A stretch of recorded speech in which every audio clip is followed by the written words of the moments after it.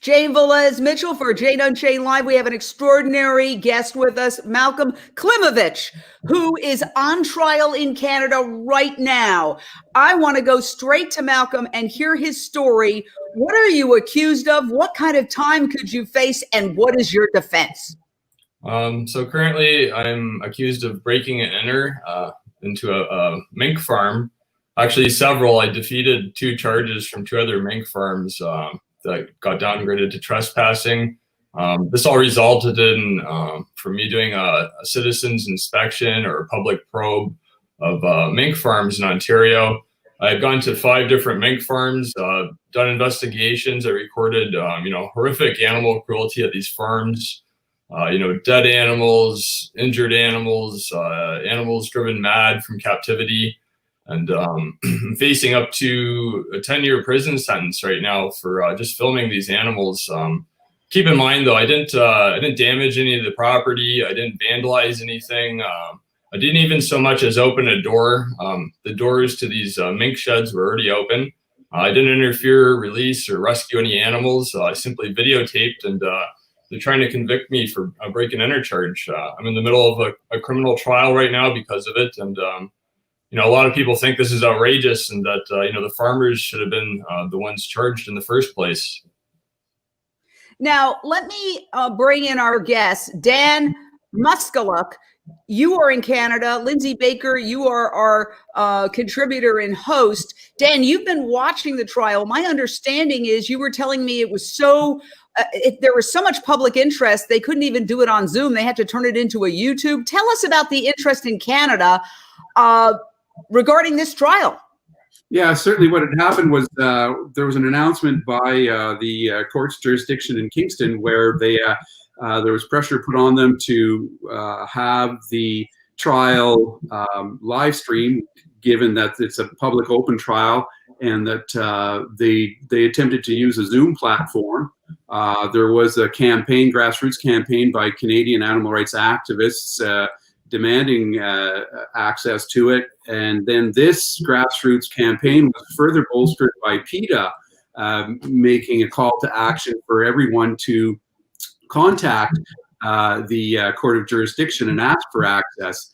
And this kind of buckled their system. So initially they were going to do it on one platform that couldn't handle the capacity and the interest. And then it was then conducted via a live YouTube channel where right. the activists are up. Let me jump in. So it's very, very, the trial is popular, as it were, which is an odd word to use. Malcolm, you did not deny going into these fur farms, but essentially what you said is you documented the horrors. So we're going to play video that you sent me that was actually played in court, I understand, by the prosecution. Let's show some of the video, just a few seconds, and then we're going to talk to you about why you shot it and why you feel to put you on trial is really basically evidence of an upside down world.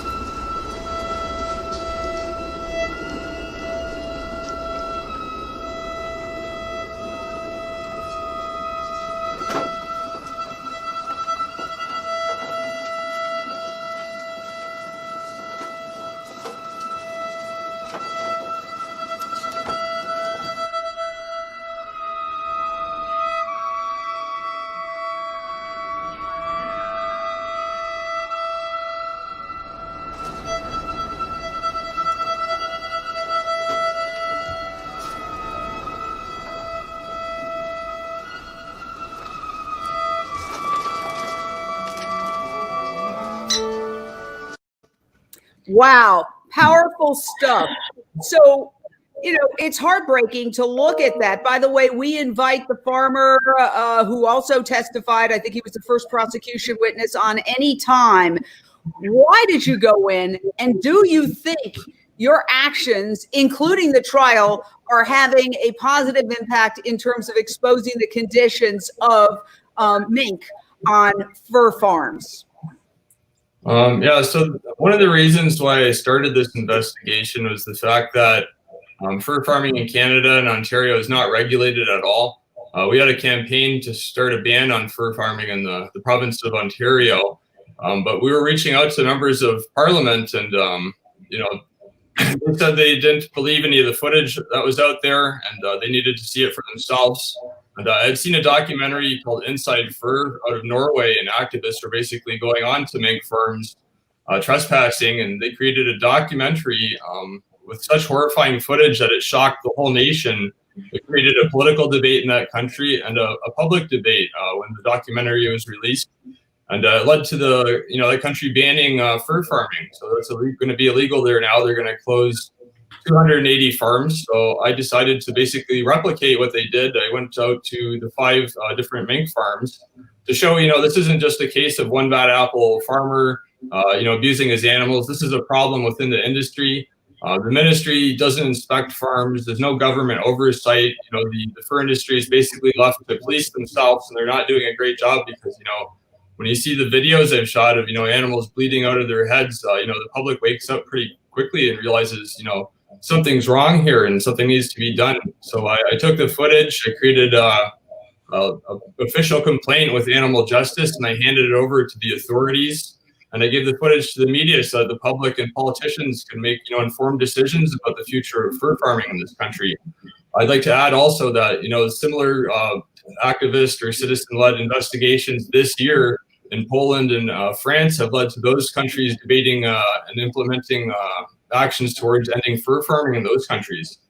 People are shocked, though, that when they found out that, nothing had been done to help these animals at all by the authorities. The OSPCA didn't investigate. The animals were left in the same conditions that I found them, dying and, being treated horribly in these unsanitary conditions. And people were just shocked to find out that actually the law and the fur farming industry had gone after me just simply for showing what's happening behind the closed doors of these factory farms and the fur industry. And we are speaking with the defendant in the ongoing fur trial in Canada. This man, Malcolm Klimowicz, you're hearing from now, could go to prison for, you're saying, up to 10 years for simply videotaping what goes on inside fur farms in Canada. We're going to show you another segment of what was played in court by the prosecution, by the way, to make the case that he went in, but Malcolm is not denying that he went in. What he's saying is he went in, he didn't take anything, he didn't destroy anything, he simply documented in the hopes that the authorities would use whatever animal cruelty statutes exist to do something about the situation. Instead, they put him on trial.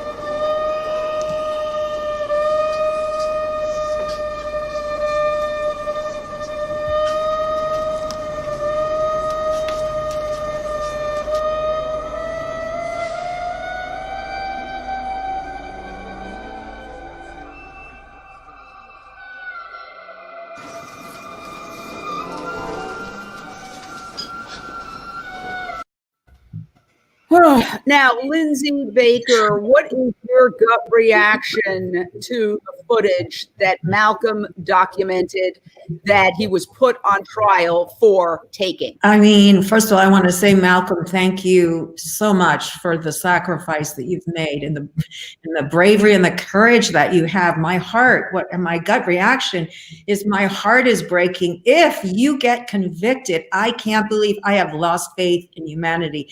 This is horrific. How you could be put to blame for such a horrific thing that's going on.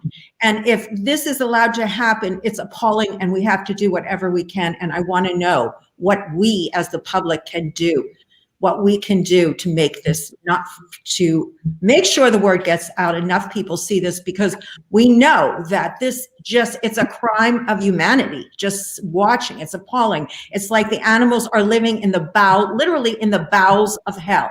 Bowels is the operative word there, with the feces and everything else. Is just sickening. I'm sorry. Now, Malcolm, it's upsetting. It's upsetting. Malcolm, when you went with your video to the authorities, what was the explanation for no investigation? There is no explanation. Basically, the authorities just stonewall, hundreds of people that we had calling into the OSPCA. They put out a press release saying that they were basically started an investigation, but none took place as far as we know. But again, at the time, the OSPCA was a pretty secretive, charity organization, so they don't answer to the government directly. You can't do like a Freedom of Information Act request on them. That's in part of the reason why they got transferred to a different system last year called PAWS. The police now investigate more animal cruelty complaints because they were basically found to be partially incompetent. Now, in your defense, are you able to argue, well, look at the conditions? Or is it so narrow that if you try to get to the underlying issue of why you went into these fur farms to begin with, objection, Your Honor, what's the situation there as you try to make your point that, well, look what I'm exposing? We actually had a very renowned expert from Cambridge University slated to be an expert witness in the trial. He went over all the footage I had shot of all the Ontario fur farms and basically wrote a very comprehensive report detailing how the animals are suffering, how it's animal cruelty. And basically the judge sided with the prosecution, unfortunately, and allowed the objection to stand, and they weren't allowed to let him testify at my trial. In addition, they refused to allow us to show the video footage from the other farms I had investigated. So at this point, we're about halfway through the trial. I testified, the farmer testified, and they're waiting for the closing submissions from the lawyers. So it's hard to say which way the judge is going to go on this, but so far we've been shut down quite a bit by about half of our defense. So. And is this not a jury trial? This is just a judge making a determination? Yeah, this is before a judge. Yeah. Meanwhile, you went in and videotaped in 2017. Since then, we've had a scandal involving millions of mink, 17 million mink massacred in Denmark because some mink showed a mutation of the coronavirus. Okay. Now, why this is significant is that even the scientists themselves said the conditions in which these minks are kept, and it's never just one farm, it's a global situation.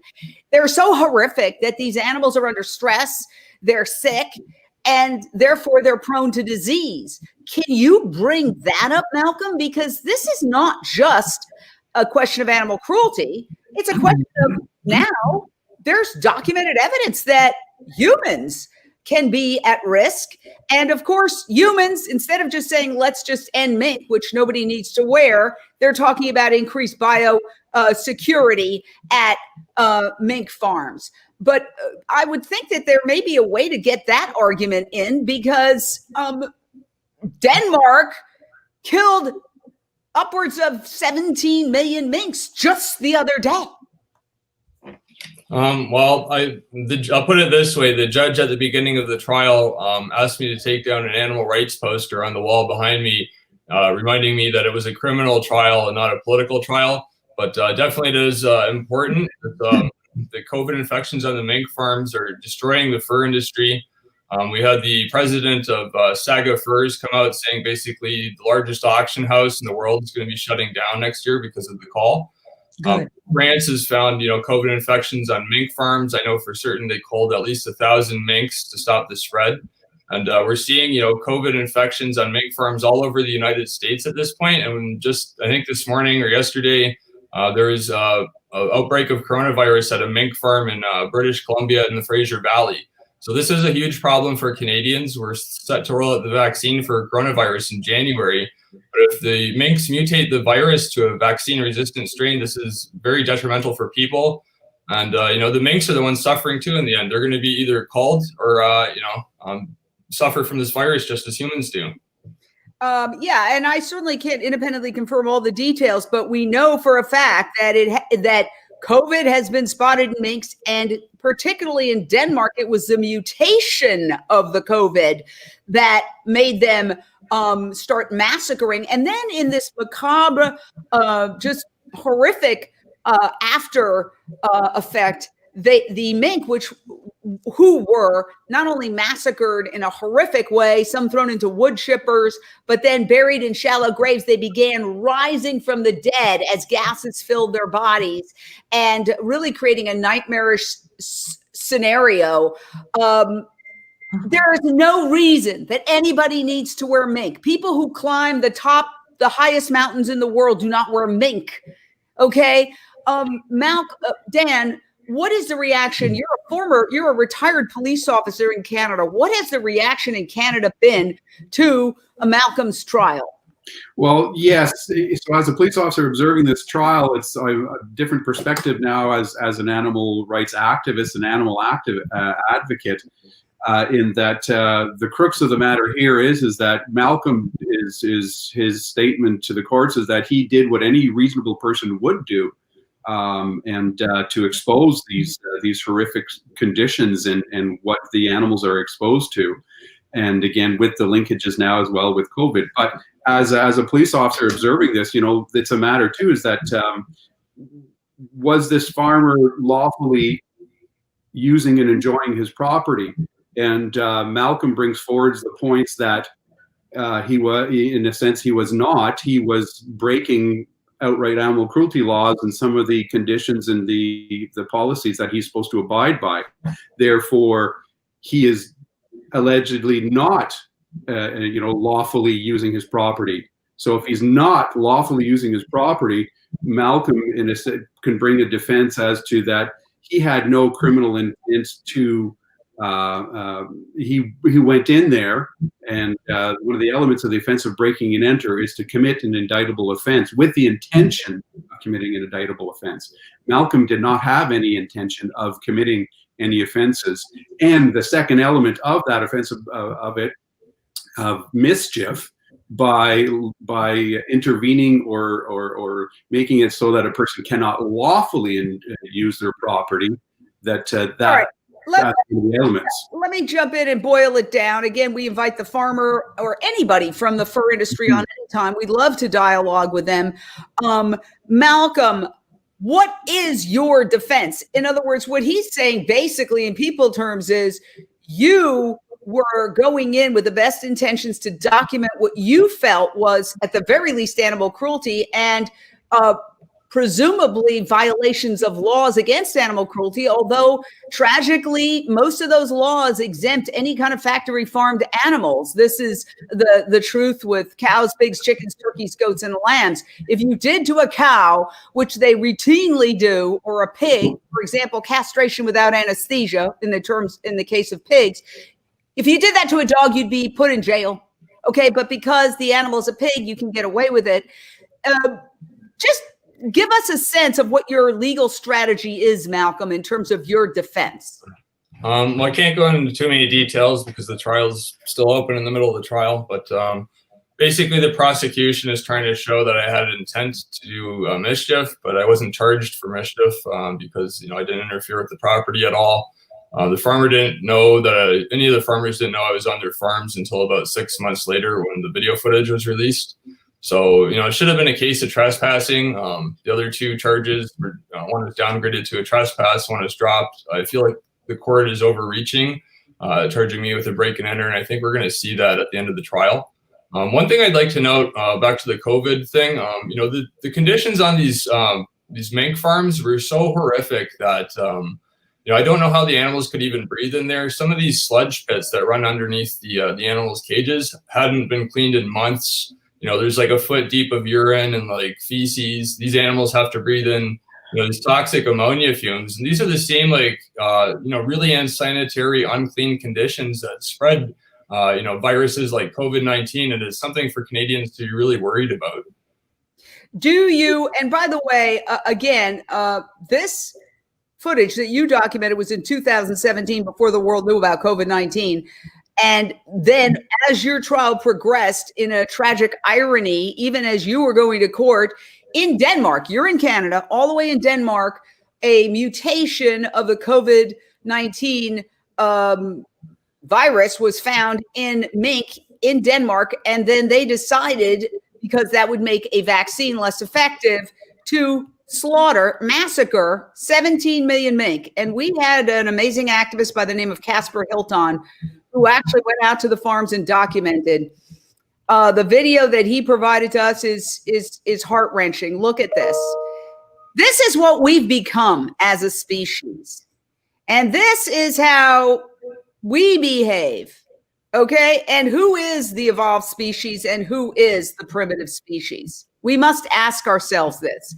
And when we get down to it, it's all a consumer issue. So my question to Lindsey is, given all this, do we see the end of fur? Jane, I would hope so. I mean, any person seeing those photos, and I just would love to juxtapose a photo like that with a glamorous picture of someone wearing a fur. I mean, it is just horrific. It is horrifying. There's nothing beautiful, has any sense of beauty about that. It's the most horrific thing. And wearing fur, it's just condoning it, because if people keep buying fur, this will continue to happen, unfortunately, because it looks like when we see this injustice, the people that can make a change are turning their heads, not doing anything about it. That's what disturbs me the most. How far will this go? How far will the greed and money continue to take over and destroy our world and make us sicker and sicker and get more diseases? How long will it take for people to wake up? Those are my questions. Malcolm, do you see your trial? Often these kinds of trials create martyrs. Look at Anita Krines. Anita Krines, another Canadian who's one of my heroes, the founder of the Save movement. She started the movement to give comfort, love, and water to pigs on their way to slaughter. She was giving water to a pig at a stoplight where the pig slaughter truck was stopped for the light, and she was arrested. It was all caught on videotape. She was put in trial in Toronto, and eventually the case was thrown out. A scrum of media, global media, surrounded her. I was there in Toronto. Going live, I'm happy to say JaneUnChained was the sole news institution going live at that time. And we captured that. She became a cause celeb. It exposed what happens to these poor animals on the way to slaughter. Now there are literally 1,000 or more vigils at slaughterhouses around the world.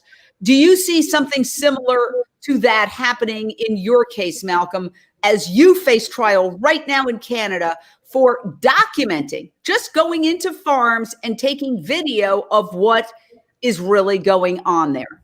Well, I'd like to say Anita is one of my heroes, and one of the reasons why I continue to do animal rights. We actually have the same lawyer, Gary Grill, who I reached out to, before I had released the footage, and just asked him what I should be doing.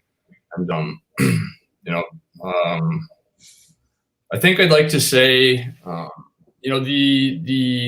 all these charges against me, because I was charged several times, led to, massive rallies at the courthouse. If the farmers had ignored this and just simply not responded, it might have gone away.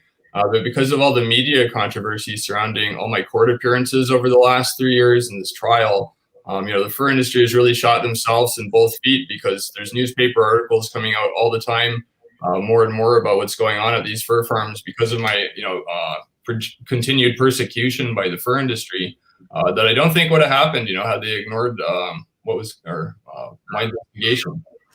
Definitely, there's far-reaching aspects. The government of Ontario created Ag Bill 156 in part to stop people from trespassing on these farms and recording.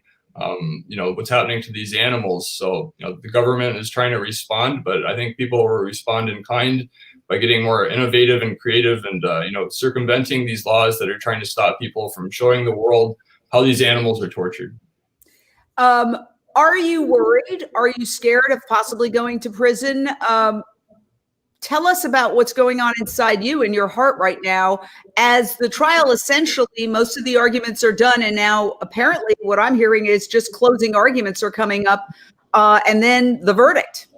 Yeah, I'm a little scared to go into prison. I don't think the judge will send me there. This is, somebody in Ontario back in the 2000s released a bunch of animals and they only got 6 months in jail. But, when you do a public investigation like this and then the Ontario government creates a law basically to stop people from repeating it, I think they're trying to set an example of me and, basically throw the book at me to deter other activists and people from doing this. But, these investigations and, animal rescues are going to continue to happen. I know just this year, there was another activist entering mink farms illegally and documenting the conditions in Ontario, just like I had done, exposing it to the media and this kind of stuff. So I don't think these laws will deter people as much as the government thinks they will.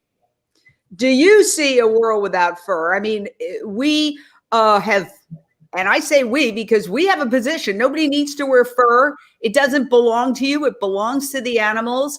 And now we have a huge health threat from COVID as a result of mink showing signs of a COVID mutation. We also have an ongoing campaign that has gone on for decades, led by PETA and other organizations, to get designers to ditch fur. And I will say, and I know Lindsey can confer, we're here in LA, when we would do Fur Free Friday, it was mostly protests. But every store on Rodeo Drive in Beverly Hills that gave up fur, we would give an award to. And I say we, it's not me. I was just videotaping. The Fur Free Friday people would give an award. 10 years ago, it was all protests, maybe one award. Now it is mostly awards with an occasional protest. That's how many major designers have given up fur. Michael Kors, who resisted it for years, has given up fur.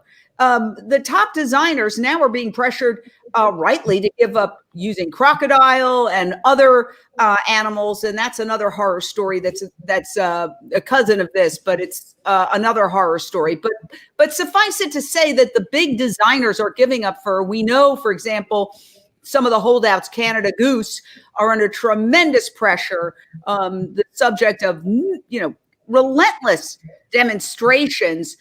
Do we see progress here? Do we see that maybe ironically the COVID crisis is the tipping point where now these animals have to be massacred or are being massacred and dumped in, as you're seeing right here in Denmark, dumped in dumpsters, not being worn by people? I mean, is this the tipping point where people will finally wake up and go, oh my God, look what we're doing for a coat or a collar that nobody needs? And I'll throw that to Lindsey. I hope that this is the tipping point. I think it certainly is the beginning of where the mass majority of people are going to see this because they have no choice, because these diseases will continue to happen. If we keep ignoring this, this is going to continue to happen. And this is a nightmare for the public. Not only is it a humanitarian nightmare, it's a health nightmare.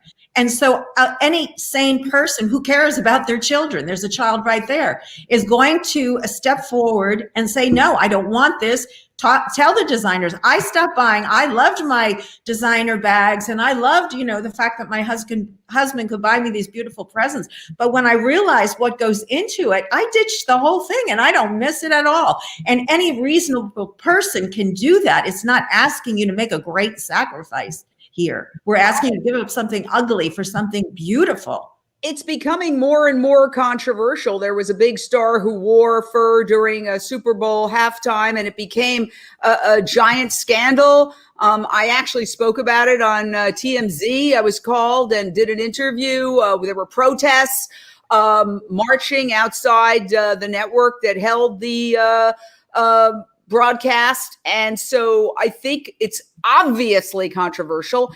And, you know, the synthetic versions are so realistic, you can't even tell the difference. Exactly. In fact, they're so realistic that now they are sometimes marketing real fur as fake fur, as faux fur, because they know people sometimes get upset by faux fur, and they're just saying it's faux fur when it's real dead animals. So let's get to the big picture here. Do you consider yourself a martyr for this cause? I mean, are you willing to go to prison, Malcolm, for videotaping what is happening inside fur farms in Canada? Well, I find myself in a very peculiar situation. When I set out to do this investigation, I had no connotations that I would be charged with a break and enter. I thought the most trouble I could possibly get in was trespassing. And I think, you know, again, this is far reaching by the court. You know, they're trying to set an example of me.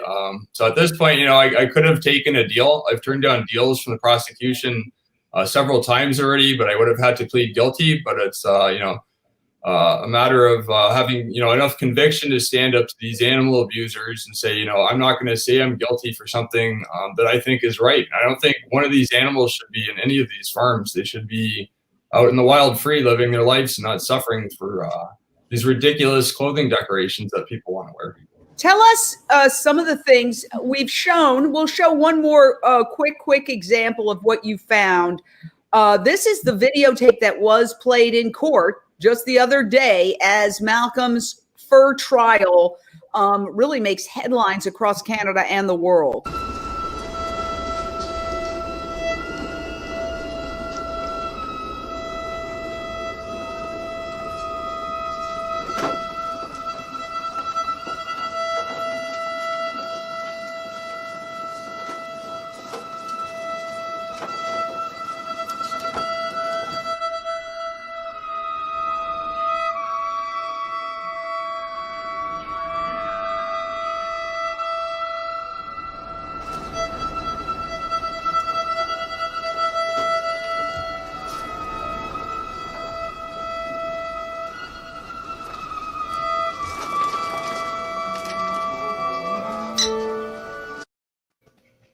Yeah, and that's some of the least graphic. You know, we're in a bind too. If you show something that's too graphic, then nobody wants to watch it. It gives you a sense. Now, I just want to get you to respond to what the farmer allegedly said in court, according to published reports, that, well, you documented it at night and we clean in the morning, or words to that effect. Can you tell me what the reaction was there in terms of what the witness for the prosecution, the farmer in this case, said, and what your response to that is? So basically the farmer had claimed, you know, they clean, there's like 20 something sheds there. They clean them once a month.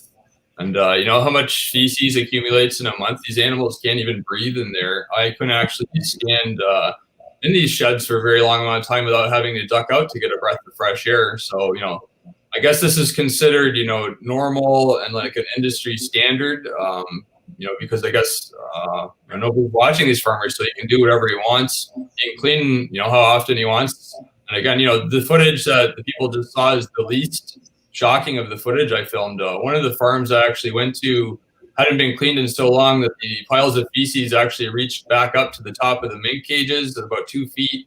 And the urine had been left there for so long that it crystallized and it would crack under my feet as I was walking through these sheds. You know, these are horrifying things happening to these animals, and a lot of it is, you know, legal because the laws don't actually work to protect these animals. Those need to be changed. What about the maggots? I wouldn't even know how to identify a maggot, but you showed the dirt, and then it appeared to be moving, like the liquidy. I'll show a couple of seconds. I won't show the whole thing, but just to establish.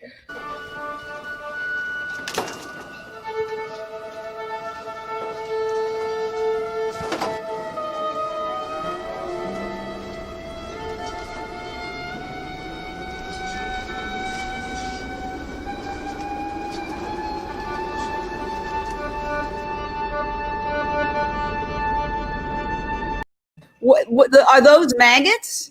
Yeah, so the white stuff, the little movie things are maggots, but the white stuff you're seeing there, people actually mistook it for ice in the video, but it's actually just the waste breaking down. It's been there for so long that it's changing color. I saw other horrifying things besides maggots. The cages are covered in feces on most of these farms. The most horrifying thing I saw was that the food for the baby minks in June, so these are kits, a couple inches long, their food is just left on the bottom of the cage, and the animals defecate and urinate in their own food, and they're forced to eat it. And they're also sleeping in it. It's horrifying and shocking, what they're doing to these animals. Another farm had minks with their ears ripped off. These are wild animals. They're not domesticated like a pig or a cow or a chicken, which have been domesticated over thousands of years. Fur farming has only been here 100 years. So these animals have to swim.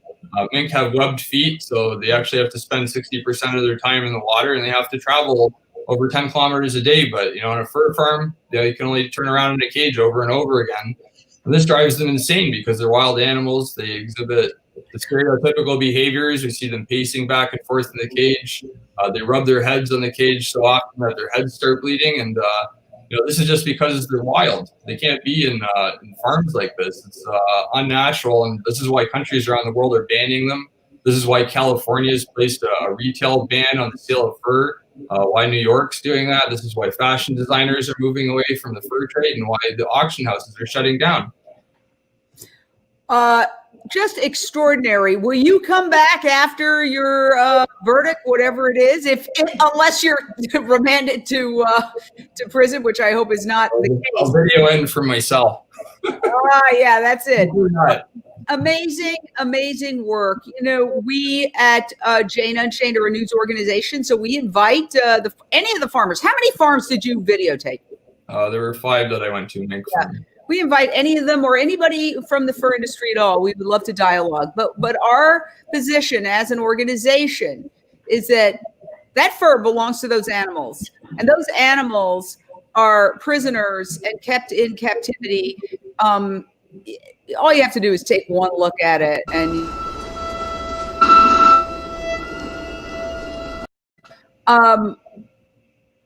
we've got to evolve as a species. Right now, nature's sending us a message with this COVID, which is a zoonotic disease that jumped from wild animals to humans. And now it's infecting mink.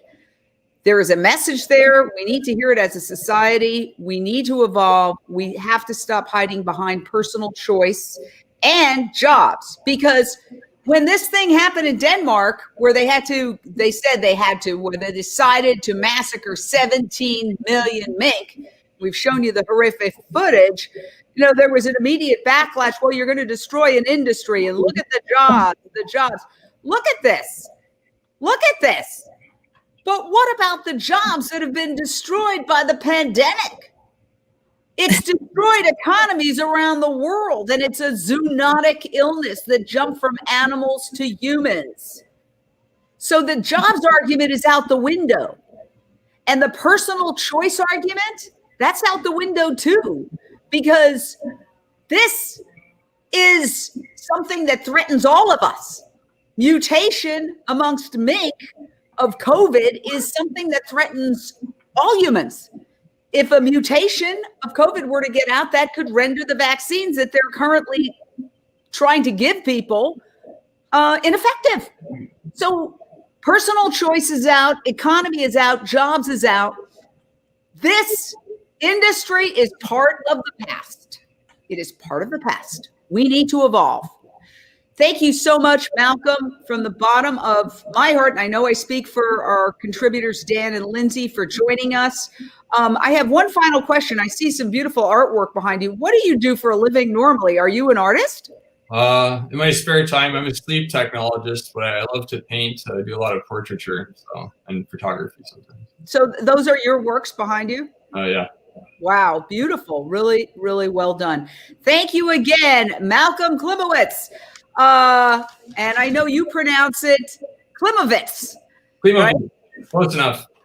Thank you so much, and we'll talk to you after the closing arguments and the verdict. Come back. Thank you all for watching. Share out, share out, share out.